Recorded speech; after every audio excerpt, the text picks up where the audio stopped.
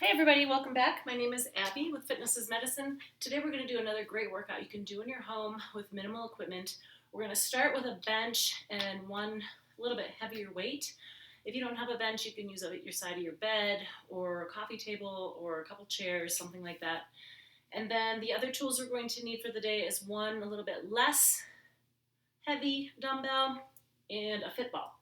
So remember to come into these workouts warmed up and ready to move. 5 to 10 minutes of a cardio workout just to get warmed up, get your muscles and joints warmed up, your heart rate up, and your mindset ready for movement. Okay, we're going to start with a one-arm row today. We've done these in the past, but to remind you,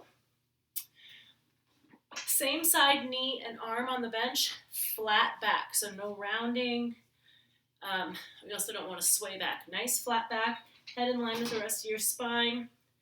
You're going to drop that weight off the side, but keeping your shoulders level, so we don't want to drop it way down. Lower it slowly. Squeeze your shoulder blade back. Really want to drive that elbow up towards the ceiling, thinking about squeezing your shoulder blade each time you lift that weight. 8, 9, and 10. Good. Just set it down and then change sides of the bench. So that same side, knee and hand, good flat back, head in line, lift, squeeze that shoulder blade, drive that elbow towards the ceiling. You really want to think about also keeping your core engaged here. Lower that weight slowly. 6, 7, keep breathing, 8, 9, and 10. Good. Okay. Now I'm going to move my bench out of the way.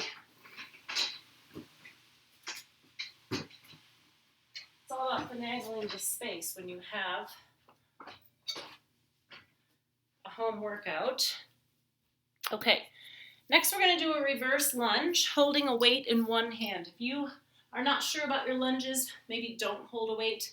But always, I like to hold weights on one side or the other when we're doing lunges and movements like that, because then you can have one hand for balance. You can put one hand in front of you at like your kitchen sink and stand really close to it. We're going to step backwards and alternate. We're still holding that weight in one hand. Now the goal is to step back and go straight down. So just like you're going to kneel down, 90-degree angles here. Keep your chest up nice and tall. 4. You want your weight in your front heel. Now we're going to switch hands. Get even distribution throughout.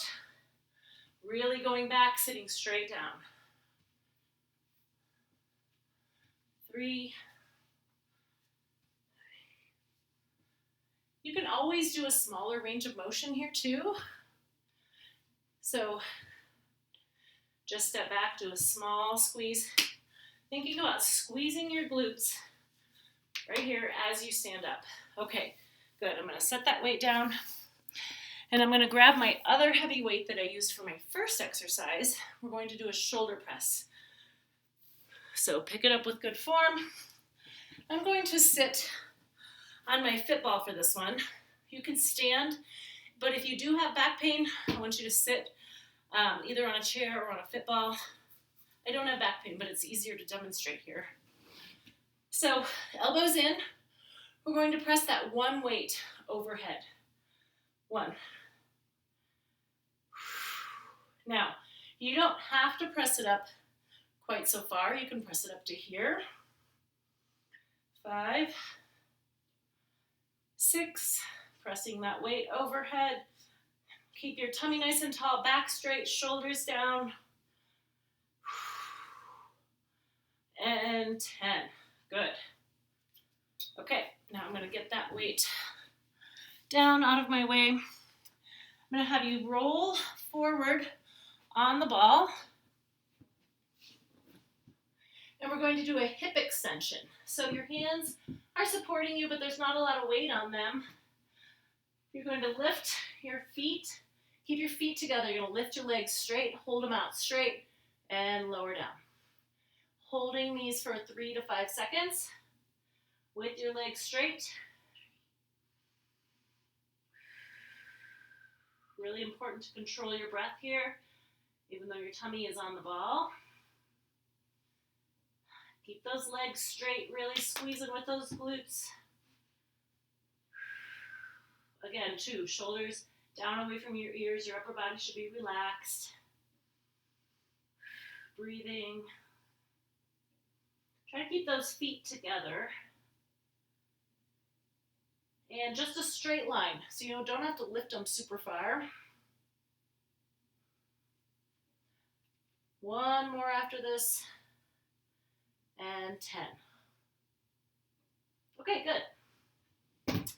We're going to use the ball again. Sit right up on top of that ball. And we're going to do ab leans. So I like to take my heels, kind of dig them into the ground in front of me. You can also put your feet against a wall if that makes you feel more comfortable, like if you feel like you're slipping. You can start with your hands here. We're going to do those ab leans where you lean back and then not quite come all the way up. So you want to keep that core engaged. Start here. If that feels okay, you can move those hands to your shoulders. Think about leading with your chest coming up. You don't want your back to bend here. And conversely, you don't want to arch and try to dive back with your shoulders. You want everything nice and straight, just like there's a nice and flat, like there's a board on your back that you're leaning back onto.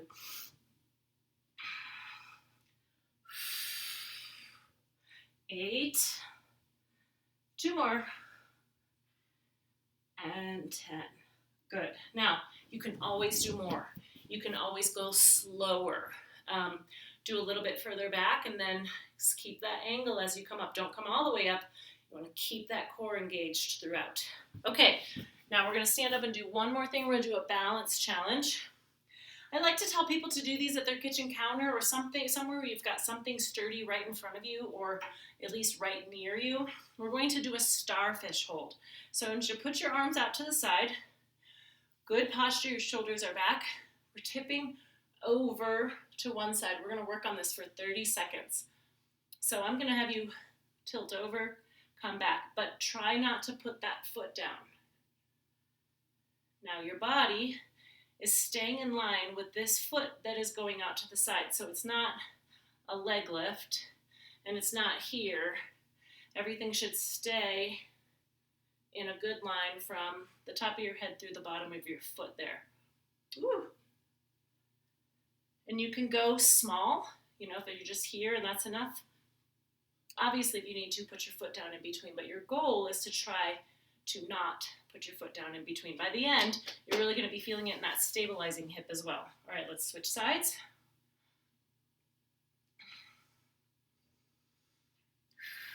Breathing, keep those shoulders back. It's tempting and it's really easy to start kind of leaning forward here.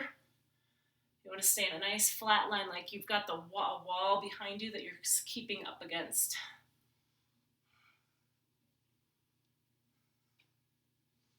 Six more seconds. Breathing. And rest. Good. Like I said, this is also a hip stabilizer, standing on one foot for that long. Okay, go through those 1 or 2 more times. You know the drill. Add some cardio in between. Follow with a good cool down and stretch. And please let me know if you need any modifications or anything other than that. So have a great workout, everybody. Thank you, and we'll see you next time.